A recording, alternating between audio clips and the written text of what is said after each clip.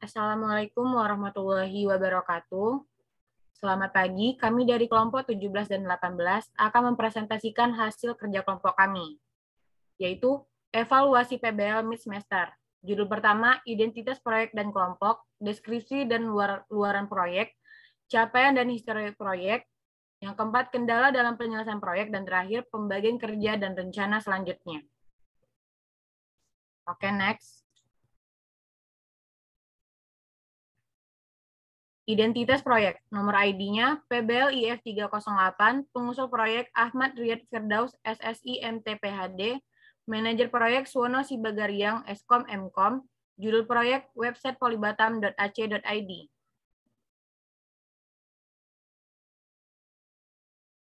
Identitas kelompok, yang pertama ada Fransio Diego dengan NIM 012, Ilyasa Alharis dengan NIM 077, Mateo Sinaga dengan NIM 041, Cindiak Mawini dengan NIM 085, Riza Rezekio dengan NIM 061, dan Cici Alvarianika dengan NIM 060.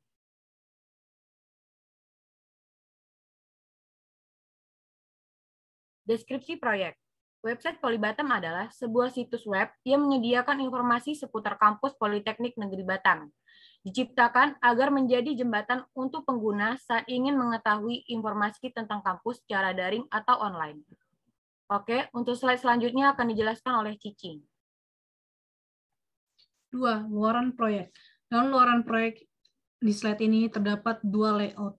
Pertama, layout untuk berandanya, dan kedua, layout untuk pengabdian. Layout beranda berisi 3 konten, yaitu pendaftaran, produk, dan kerjasama. Di bawahnya ada sambutan rektor, di bawahnya ada berita, dan aktivitas mahasiswa.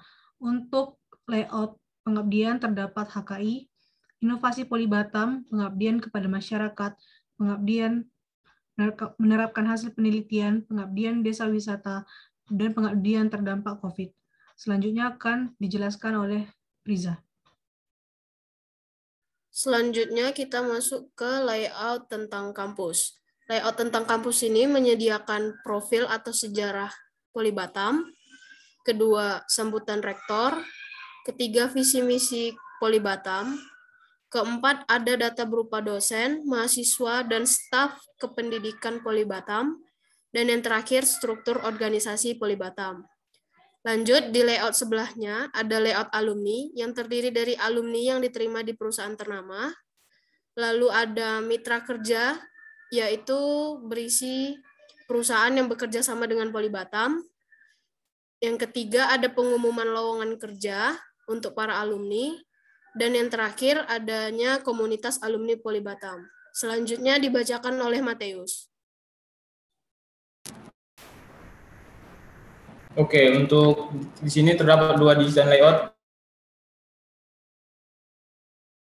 Layout tentang mahasiswa. Di layout mahasiswa itu terdapat pengumuman, agenda, mahasiswa yang berprestasi, aktivitas dari mahasiswa, berita, serta fasilitas kampus yang ada di Politeknik Negeri Batam. Dan di bawah terdapat footer. Untuk desain layout selanjutnya itu terdapat desain layout staff. Di desain layout staff berisikan tentang dosen, laboran, tenaga pendidikan, serta di bawahnya terdapat footer. Untuk selanjutnya dijelaskan oleh Ilyas.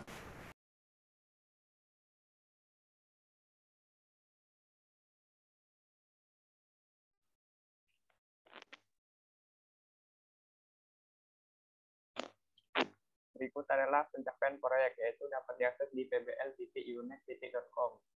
Di atasnya terdapat navbar yang berisi beranda tentang Polibatam, pendidikan, penelitian, dan pengabdian. Di bawahnya terdapat ikon penting. Di bawahnya terdapat sambutan direktur. Di bawahnya lagi terdapat berita. Di bawahnya lagi terdapat video tentang berita. Dan di bawahnya lagi ada footer. Berikutnya akan dibacakan oleh Fransio.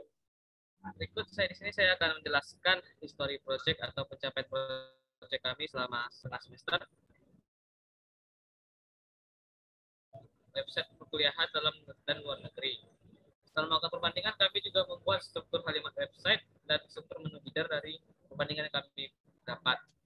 Selain dari itu, kami juga membuat use case diagram dan IR diagram dari website kami. Berikut use case diagramnya.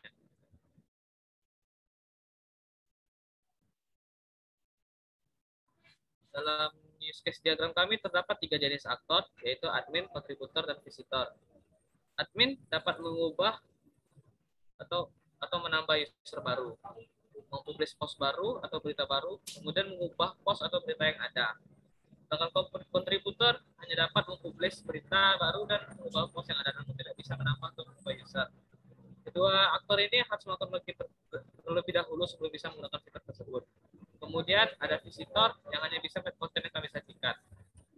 Kemudian ada IR database kami.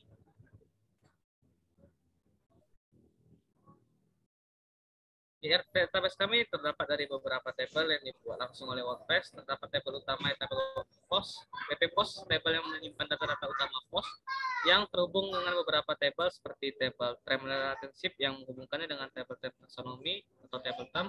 Intinya tabel ini berisikan data-data tag atau kategori berita atau post yang ada. Kemudian ada tabel users, WP users yang menyimpan data-data users dan author dari post yang dibuat.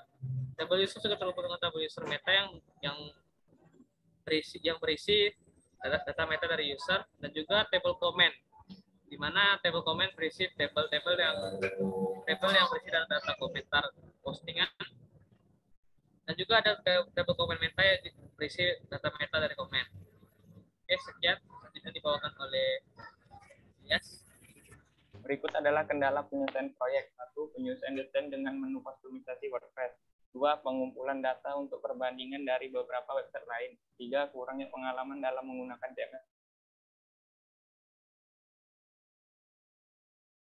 Dalam menerjemahkan fungsi dan kegunaan dari database yang dibuat otomatis oleh CMS WordPress.